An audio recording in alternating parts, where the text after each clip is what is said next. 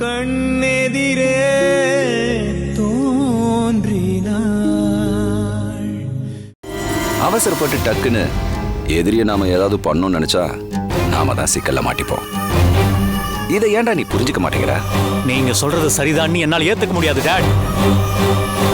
நமக்கு சமமா பலமா இருக்கிற பிசினஸ் எதிரிகளை வேணா நாம நினைச்ச உடனே எதுவும் பண்ணிட முடியாதுங்கிறத நானே ஒத்துக்கிறேன்.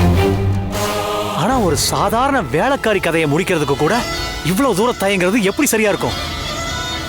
அவளை கொண்டு போட்டா கேட்கறதுக்கு வேற யார் இருக்கா? ருத்ரா இருக்கா.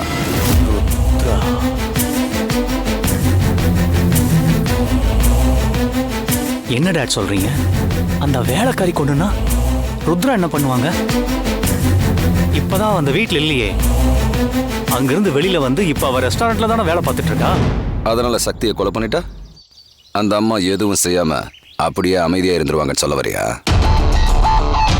போடா. அந்த வேலைக்காரி இன்னொரு வேலைக்காரி கிட்ட பேசினத நாம தான் வீடியோ பண்ணி மீடியால கொடுத்து வைரல் ஆக்கி அனிதாவை அரெஸ்ட் பண்ண வச்சோன்னு ருத்ராவுக்கு தெரிஞ்சிருச்சு. இந்த சூழ்நிலையில நாம அந்த சக்தியை கொலை பண்றது நம்மளை அடிக்கிறதுக்கான ஆயுதத்தை ருத்ரா கிட்ட நாமளே கொடுத்த மாதிரி ஆயிடும். ஏற்கனவே அந்த பையனை கொல்ல பார்த்த கொலை முயற்சி கேஸ் உன் மேல இருக்கு. இப்ப சக்தியை நம்ம ஏதாவது பண்ணிட்டோம்னா போலீஸுக்கு வேற எந்த ஆதாரமும் தேவையில்லை. நேரா வந்து உன்னைதான் அரெஸ்ட் பண்ணுவாங்க. அப்புறம் ருத்ரா சும்மா இருப்பாளா? அவளும் போலீஸோட கை கோத்துக்கிட்டு நம்மள உண்டு இல்லைன்னு பண்ணிடுவா. அந்த நிலைமை நமக்கு வந்துடக்கூடாதுன்னு தான் உன்னை நான் பொறுமையா இருக்க சொல்றேன். அதை முதல்ல புரிஞ்சுக்க. அப்படின்னா அந்த சக்தியை பார்த்து பயந்துகிட்டு அப்படியே என்ன விலகி போக சொல்றீங்களா? பயந்துக்கிட்டு விலகையெல்லாம் போக சொல்லல, அந்த மாதிரி நடிக்கணும்னு சொல்றான். சிங்கம் கிட்ட மான்குட்டி மாட்டிச்சுன்னா சிங்கம் என்ன செய்யும் தெரியுமா? உடனே அதை அடிச்சு சாப்பிட்றாது. அந்த மான்குட்டிய அப்படி இப்படின்னு ஓட விட்டு விளையாட்டு காட்டிக்கிட்டே இருக்கும். அந்த விளையாட்டு போர் அடிச்சதுக்கு அப்புறம் தான் அதை அடிச்சே சாப்பிடும். அந்த மான்குட்டி மாதிரி தான் இப்ப நம்மளுக்கு சக்தியும். அந்த குட்டிமானை வச்சு பெரிய மான் ருத்ராவுக்கு எப்படி விளையாட்டு காட்டணும் தான் இப்ப நாம யோசிக்கணும். நம்ம டார்கெட் அந்த ருத்ரா தாண்டா.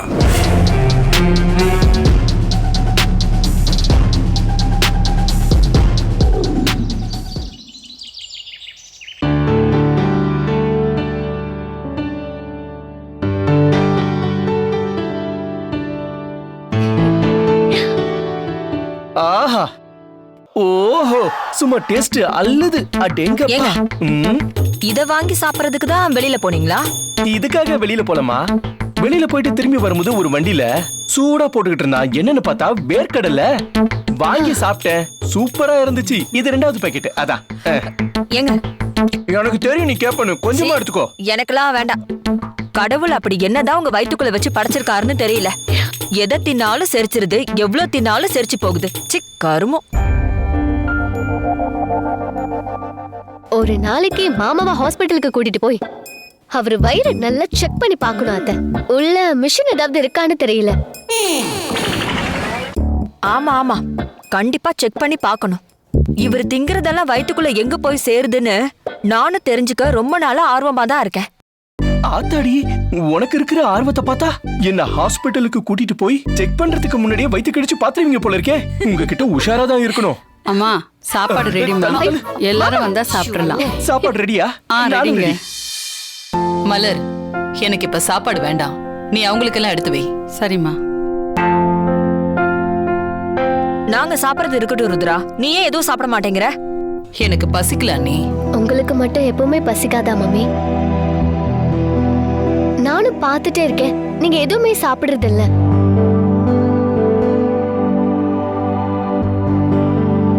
உன் அம்மா எதுவும் சாப்பிட மாட்டாங்க மருமகளே. அவங்கதான் சக்தி நினைப்பிலேயே தவிச்சிட்டு இருக்காங்களே. அப்புறம் எப்படி அவங்களுக்கு பசி எடுக்கும்? அத்தையே இப்ப மனவேதனையில இருக்காங்க.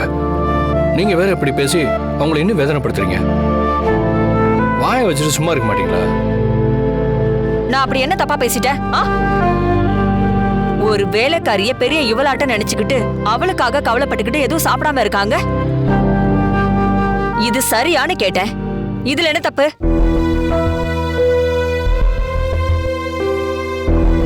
ருத்ரா, மனசுக்குள்ள 1000 கவலை இருந்தாலும் சாப்பாடு விஷயத்துல கோச்சிக்க கூடாது. வாமா சாப்பிடலாம். உங்களுக்கு பசிச்சா நீங்க போய் சாப்பிடுங்க, என்ன கம்பல் பண்ணாதீங்க ப்ளீஸ். இங்க பாரு ருத்ரா, அந்த சக்தியோட சமையல் உனக்கு பிடிச்சு போனதுனால்தான் அவளையே உனக்கு ரொம்ப பிடிச்சு போச்சு. மலர் சமைக்கிற சமையல் எந்த விதத்திலயும் உனக்கு பிடிக்கலன்னு எனக்கு நல்லா தெரிஞ்சு போச்சு. அதனால்தான் சக்தி வீட்டுக்கு வரணும், சக்தி வீட்டுக்கு வரணும்னு சொல்லிக்கிட்டே இருக்க. இப்ப நான் ஒரு விஷயம் சொல்றேன், கேக்குறியா? அவளை விட சூப்பரா சமைக்கிற மாதிரி நாளைக்கே இன்டர்வியூ வச்சு ஒரு வேலைக்காரிய செலக்ட் பண்றேன். வேற சாப்பாட்டு ருசி மாறினா வையேன், அந்த சக்தி தன்னால உன் மனசுல இருந்து போயிடுவா. அதுக்கப்புறம் நீயும் நிம்மதியா இருப்ப, நம்ம வீடும் நிம்மதியா இருக்கும். சாப்பாடோட ருசி மாறினா சக்தியோட நினைப்பும் மனசுல இருந்து மாறிடும்னு ரொம்ப சர்வ சாதாரணமா சொல்லிட்டீங்க அண்ணி. அவ என் மேல வச்சிருக்கிற பாசம், நான் அவ மேல வச்சிருக்கிற பாசம் என்னன்னு உங்களுக்கு புரியாது. நீங்க அவளை ஒரு வேலை செய்யறவளா மட்டும்தான் பாக்குறீங்க. அதனாலதான் அவளோட அருமை உங்களுக்கு தெரியல. அவளால இந்த வீட்டுல எவ்வளவு நல்ல விஷயம் நடந்திருக்கு அதெல்லாம் உங்களுக்கு தெரியவே தெரியாது. ஆனா எனக்கு தெரியும். நீங்க பெத்த பொண்ணு நான் உங்க பக்கத்துல இருக்கிறப்போ அவளுக்காக நீங்க பரிதவிச்சிட்டு இருக்கிறது எனக்கு சுத்தமா பிடிக்கல மம்மி. முதல்ல உங்க மனசுல இருந்து அவளை தூக்கி எறிங்க. அவளை பத்தி பேசுறத ஃபர்ஸ்ட் நிறுத்துங்க மம்மி.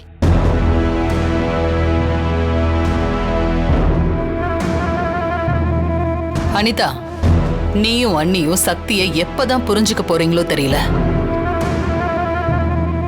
அண்ணி, நீங்க என்னதான் இன்டர்வியூ வச்சு இந்த உலகத்திலேயே சிறந்த சமையல்காரியை இங்க கூட்டிட்டு வந்தாலும் சக்தியோட இடத்தை யாராலையும் ரீப்ளேஸ் பண்ணவே முடியாது. அதை நீங்க புரிஞ்சுக்கோங்க.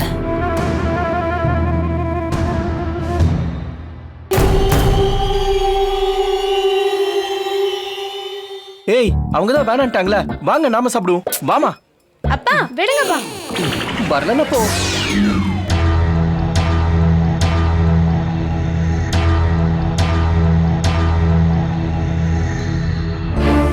அத்தையோட கவலை தீரணும்னா சக்தி இந்த வீட்டுக்கு வந்தே ஆகணும்.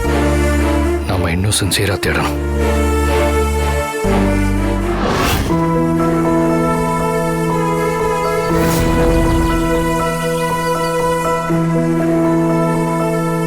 சக்தியை கார்ல போய் தேடுறது சரியா இருக்காது. பைக்ல போனாதான் சந்து புந்துன்னு எல்லா இடத்துலயும் புந்து தேட முடியும். அதுலயே போலாம். செக்யூரிட்டி சார், சொல்லுங்க சார். வண்டி சாவி கொடுங்க. இதோ தரேன் சார். இந்தாங்க சார். ஓகே.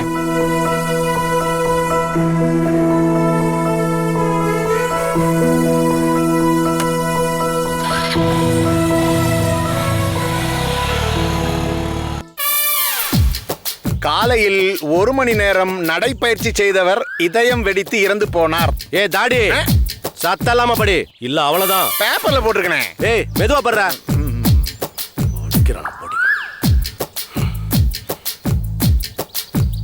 60 வயதில் கல்யாணமான முதியவருக்கு 2 குழந்தைகள் பிறந்தது. இதெல்லாம் இப்ப ரொம்ப முக்கியமா? முதல்ல சொன்ன சத்தலாம படிக்க சொல்லி, அவ்வளவுதான். ஜாக்கிரதை.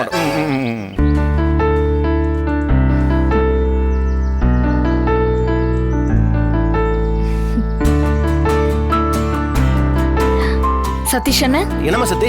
என்னண்ணே இப்படி குறுக்க நெடுக்குமா நடந்துட்டு இருக்கீங்க? என்ன ஆச்சு? அது டாக்டர் என்ன அப்பப்ப இப்படி நடக்க சொல்றாருமா, அதாம நடந்துட்டு இருக்கேன். பொய் பேசியவர் வாயில் வெட்டுப்பட்டார்.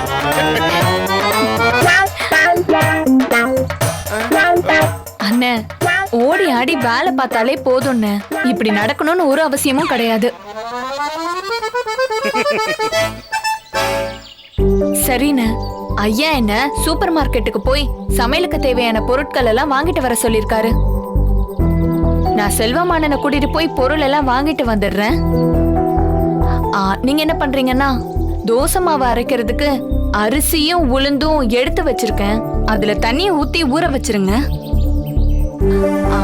அப்புறம் ஆனியன் பக்கோடா பண்றதுக்கு 10 கிலோ வெங்காயத்தை தனியா எடுத்து வச்சிருக்கேன். அது எல்லாத்தையும் நம்ம ஆளுங்களை வச்சு நறுக்கி தயார் பண்ணிருங்க. நான் வந்து பக்கோடா போடுறேன். சரிங்களா அண்ணே? சரிம்மா, முதலையாவுக்கு வேண்டப்பட்ட பொண்ணு சொல்றப்ப நான் கேட்காம இருக்க முடியுமாமா? எல்லாத்தையும் நான் பண்ணிடுறேம்மா, பண்ணி வச்சிருமா. நான் உங்ககிட்ட வேலை சொன்னத நீங்க ஏதோ தப்பா எடுத்துக்கிட்ட மாதிரி தெரியுதேன்னு. ஐயோ, அப்படிலாம் ஒண்ணு இல்லம்மா. நீங்க சொல்ற வேலையை செய்ய மாட்டேன்னு ஓனர்கிட்ட சொல்லி என்ன மாட்டி விட்டுறதம்மா. நீ சூப்பர் மார்க்கெட் மட்டும் போயிட்டு வந்து பாருமா. நீ சொன்ன வேலை எல்லாத்தையும் பக்காவா முடிச்சு வச்சிடறேன். பிரமாதமான வேலைக்காரன்னு நீயே பாராட்டுவோமா. சரிண்ணே, பாத்துக்கோங்க. நான் போயிட்டு வரேன். சரிம்மா, நீ போ. செல்வமண்ணே, வண்டி எடுங்க. சக்திமா, நான் சொன்னதை மறக்காம வாங்கிட்டு வந்துருங்க. சரிங்கண்ணே. பாய். பாய்.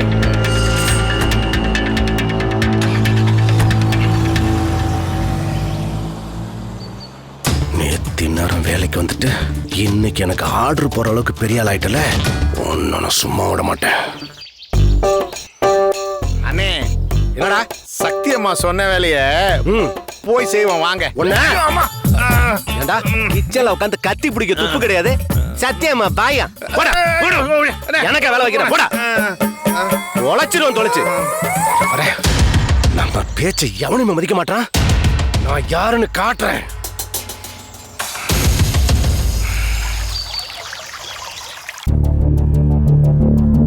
உங்க தங்கச்சி என்ன சொல்லிட்டு போனான்னு கேட்டீங்களா? கேட்டனே. சக்தியோட இடத்த இந்த வீட்ல யாராலையும் ரீப்ளேஸ் பண்ண முடியாதுன்னு சொல்லிட்டு போனா. இப்படி சொன்னா என்னங்க அர்த்தம்?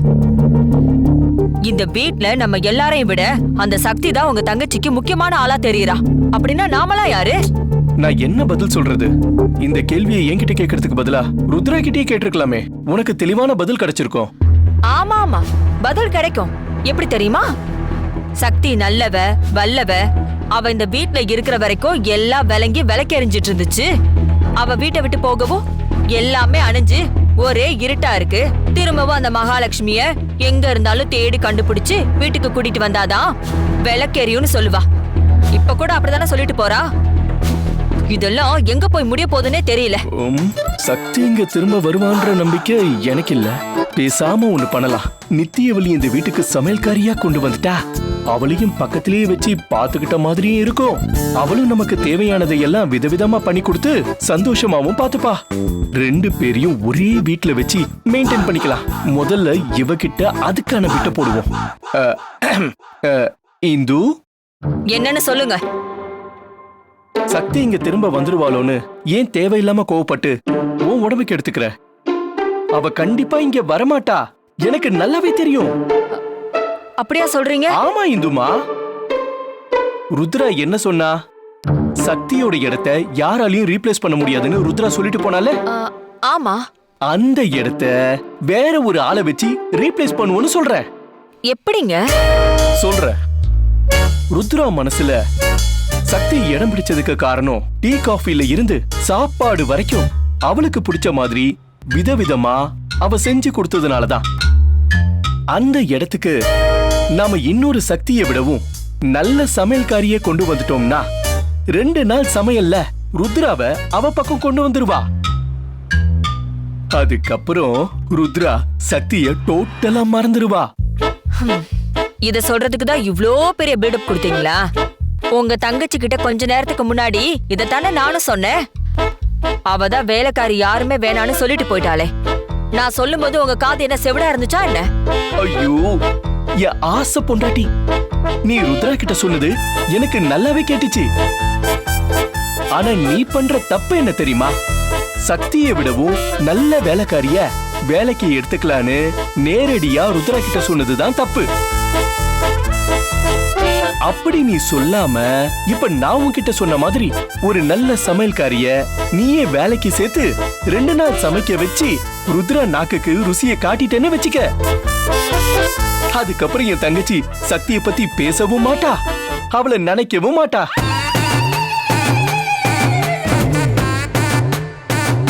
இப்ப நீ மட்டும் சரின்னு சொன்னா எனக்கு தெரிஞ்ச ஒரு லேடி இருக்காங்க. சமையல் செய்யறதுல பலே கில்லாடி. அவங்க கூட இங்க வேலை செய்யறதுக்கு சரியான ஆளுதான். உனக்கு ஓகேனா சொல்லு, நாளைக்கு இன்டர்வியூக்கு வர சொல்ற. எனக்கு தெரிஞ்சு இன்டர்வியூலாம் தேவையே இல்ல.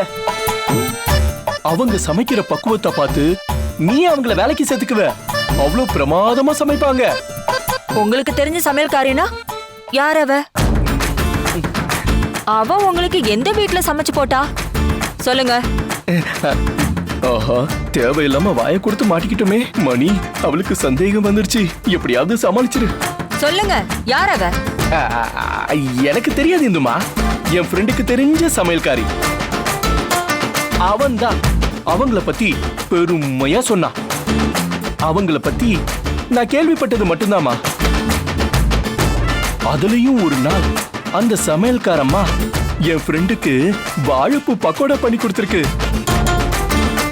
அவ வாழ்க்கையில அப்படி ஒரு பக்கோடாவை சாப்பிட்டதே இல்லைன்னு சொல்றான். அவ்வளோ டேஸ்டாமா. வெஜ் நான்வெஜ் 2 ஐட்டமும் தரமாவும் மனமாவும் சூப்பரா பண்ணுவாங்க. என் ஃப்ரெண்டு கிட்ட சொன்னா அவனே நேர்ல கூட்டிட்டு வந்துருவான். நீ என்ன சொல்ற? எந்த மண்ணாங்கட்டியும் தேவையில்லை. அதெல்லாம் நாங்க பாத்துக்கிறோம். நீங்க உங்க வேலையை மட்டும் பாருங்க.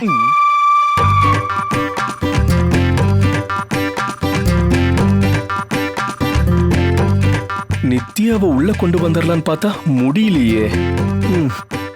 எப்படியாவது கொண்டு வந்துடணும். அதுக்கான சூழ்நிலைய இங்க நாம உருவாக்கணும்.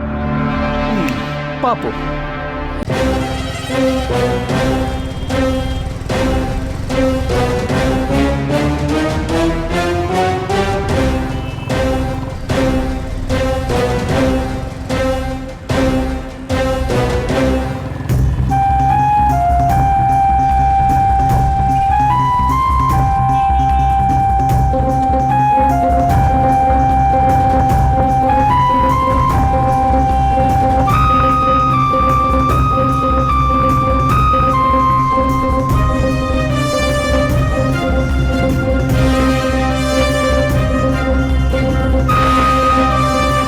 சக்தி, நீ எங்க இருந்தாலும் உன்னை தேடி கண்டுபிடிச்சு உன்னை கொல்லாம விட மாட்டேன்டி.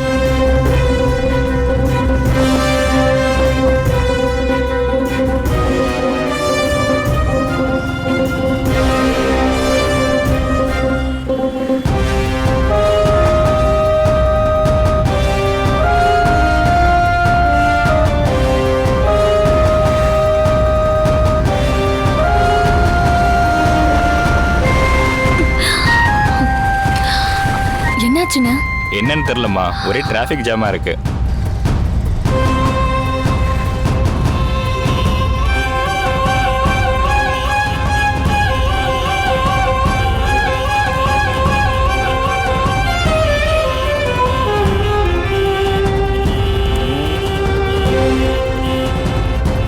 யார் யாரு?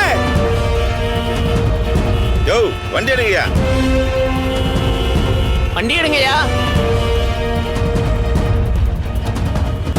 சக்தி, இந்த சிட்டிக்குள்ள நீ எங்க இருந்தாலும் உன்னை தேடி கண்டுபிடிச்சு வீட்டுக்கு கூட்டிட்டு போயே தீருவேன். உன் பக்கத்து நியாயத்தை புரிஞ்சுக்காம வீட்டை விட்டு அனுப்பிட்டோமேன்னு அத்தை எவ்வளவு வருத்தப்படுறாங்க தெரியுமா?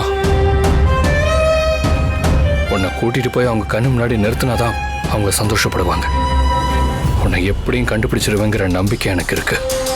அந்த நம்பிக்கையில தான் நான் உன்னை தேடி வரேன். யோ, கொஞ்சம் முன்னாடி போங்கயா. யோ, வண்டி அடியா சீக்கிரம்.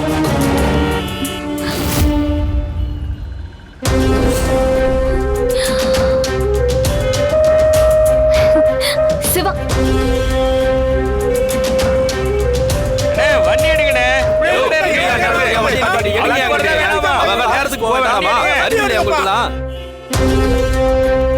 மன்னிச்சிருங்க சிவா சார், உங்ககிட்ட பேசணும் தான் தோணுது.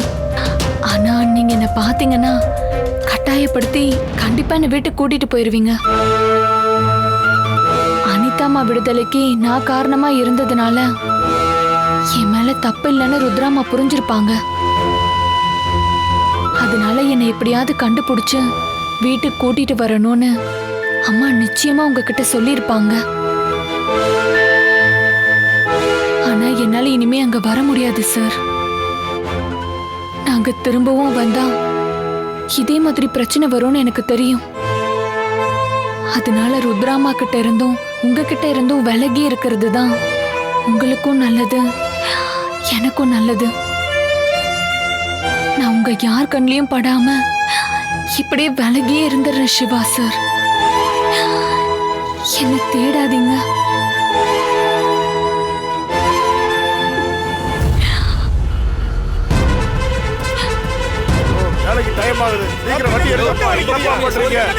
என்ன பண்ணிட்டு இருக்கானுங்க? யோ சீக்கிரடியா. கொஞ்சம் நினைச்சு பாருங்கப்பா.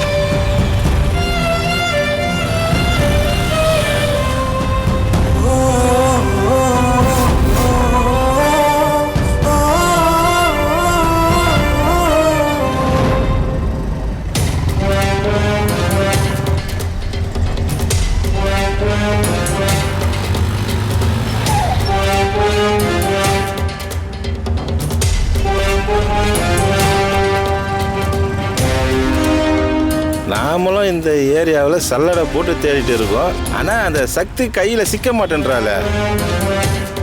அவ சாயல்ல கூட ஒரு பொண்ணையும் பார்க்க முடியலையே.